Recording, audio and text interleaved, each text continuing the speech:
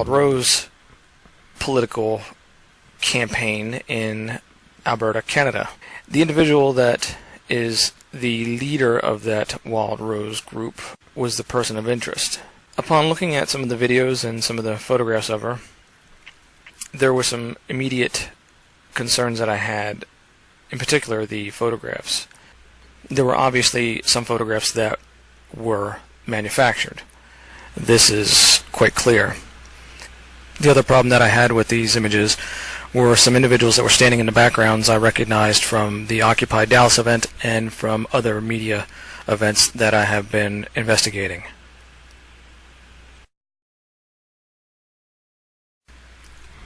When I first started looking at Danielle, there was something about her that I recognized, and it eventually led me to look at Katie Holmes as a possible identification for her. So we have Danielle Smith and Katie Holmes. We take the mouth area from Danielle Smith, and we can see that the tops do match, and the bottoms do match. So Danielle, at least this photo, is Katie Holmes. Now, this is where it gets interesting. This is Suri Cruz, Tom Cruise and Katie's daughter. And we can see Smith here holding the child, and that is obviously the same child. Now, Katie, to me, has always looked far too young for her age. Again, we know that Hollywood is make-believe, so her age that we're told probably isn't her age. More than likely it's not her age. But there's another individual that I was looking at as a possible match for Smith, and that was Megan Boone. Megan Boone was an actor for Dick Wolf's Law & Order L.A. TV show. First, we begin by drawing our grid on the ear.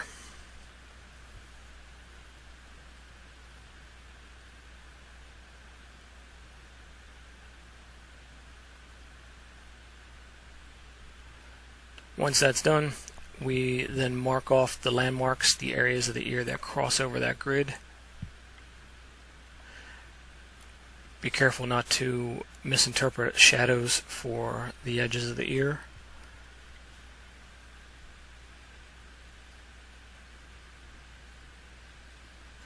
And we also notice that the child has her finger behind her ear and is pushing on it, so we have to take that into consideration.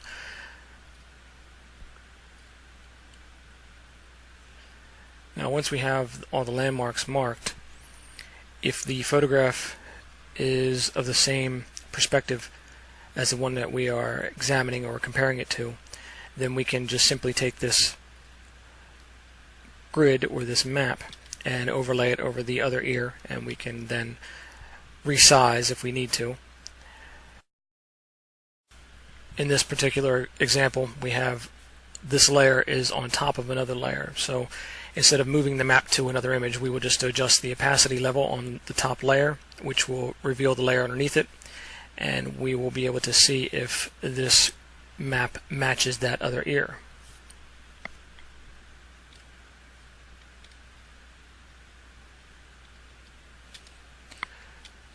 So as we now reveal the layer underneath, we can see that the landmarks do match.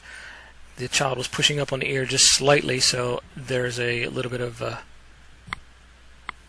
a miss on those, but that's understandable. The back edge of the ear, we can see that since the head is tilted or turned slightly, the perspective of that ear is going to change, but nevertheless the rest of the landmarks on the inside of the ear and all the rest are a match. We can also see that the genetic markers are the same in the child. So the child is related to Katie. If it's hers, we don't know. Katie also has 3 sisters. So the possibility is that that child is one of her sisters. Now this is a shot of Katie, and we can see here, we can demonstrate how the camera plays tricks on your eyes when it comes to the pixels. As her nose looks round here, we can see where the round comes from on the side. But we can also see the indentation above the philtrum, and we see that she has a very wide philtrum. We can tell that this is definitely her. But Katie has a knowledge of disguises. And to demonstrate this knowledge, let me play you a video that I shot at the Dallas Occupied event, and I will tell you who the individuals are in this video as we play it. It's not a protest, this is an occupation.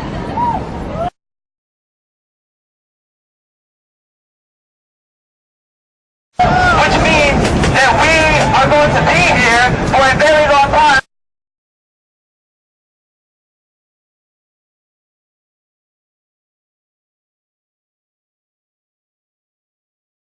Until our demands are met. And I think if we continue to do the same thing and march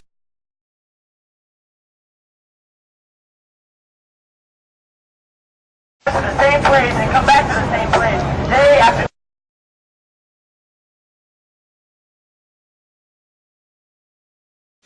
day, our movement will become stagnant and will become bored, quite frankly. I think we need to focus on all the targets. Bank of America is not exempt.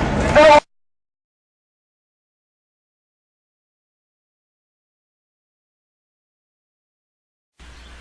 Interesting how he ties himself into the Jackass crew in Johnny Knoxville, considering that Steve O, whose name is really Yar, is a family member of the Greenbergs, and Denise V. Roll is his aunt.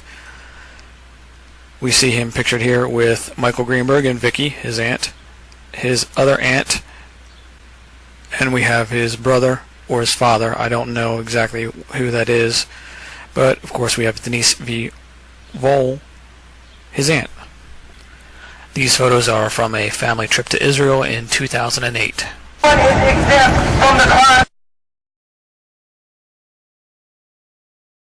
Take a minute, and occupiers, we have to let them know that.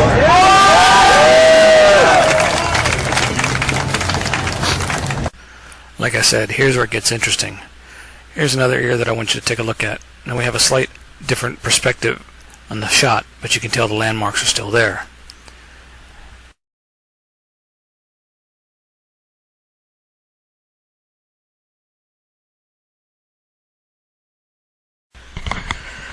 Now we've mapped this ear out before, so we just take that map and we're going to look at this other ear that we haven't looked at, and we can see they do line up. Now I want you to notice something about these ears. They are using techniques to hide the true identity of the person. What I'm doing here is I'm taking the piece that they've added to this one ear and I'm duplicating it and showing you where it would be on this other ear. And you can see then that that ear becomes the ear that we just looked at.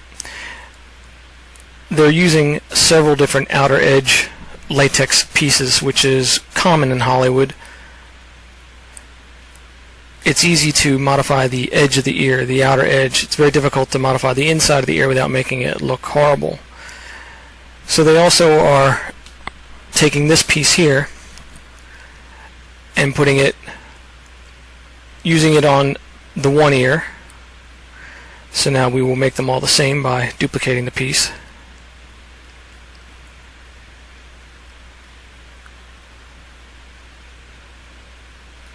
And there you can see. And of course there's one here on the end of the lobe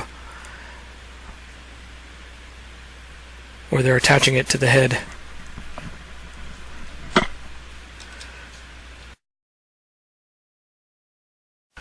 Before I tell you who that third ear belongs to, let's look at some teeth just to make sure. The images are not altered at all. They are from the web. And we can see the tooth pattern is a precise match. So we can see that these teeth are of the same person. So now you have the biometric data to back up the fact that Danielle Smith is Megan Boone and is also Katie Holmes. But here's the other important person that she also plays. That third ear belonged to this next person, Kate Middleton. Again, now you have the biometric proof with the teeth and with the ears. So let's listen to some audio just to make sure.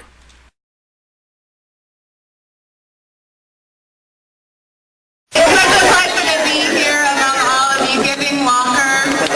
You've all put so much time into raising donations, and after the 10 kilometers you're about to walk, I'm sure one of you would love to have a free vacation. Now that was Megan Boone, her normal voice.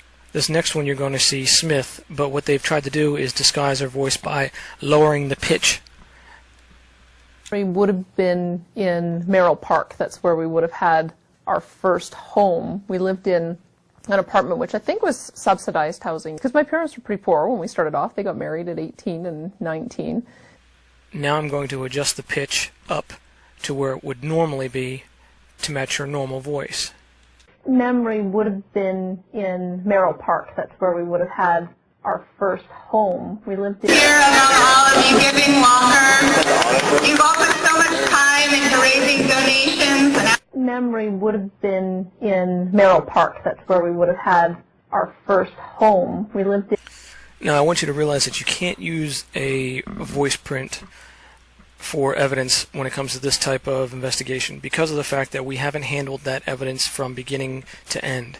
It's come from them and it's what they've produced, so we cannot verify if in fact it has been altered or if it has some post-production work done to it. So therefore you can't use a voice print type of technology for this. But you can use that technology if it is a situation where you are say an FBI agent and you are listening to a conversation. You have total control of the evidence from beginning to end and you can document how it was created so you know that it's a verifiable, authentic piece that is going to be accurate to what was heard by the agent or whoever was investigating. Another thing that you must keep in mind, I've heard individuals say, well, if we have footage of them in one place and footage of them in another at the same time, it would then prove that these aren't the same individuals. That's not the case. You're thinking on a real world scenario, like you and I were to the way we live our lives in a linear fashion from point A to point B. Well, Hollywood is not like that.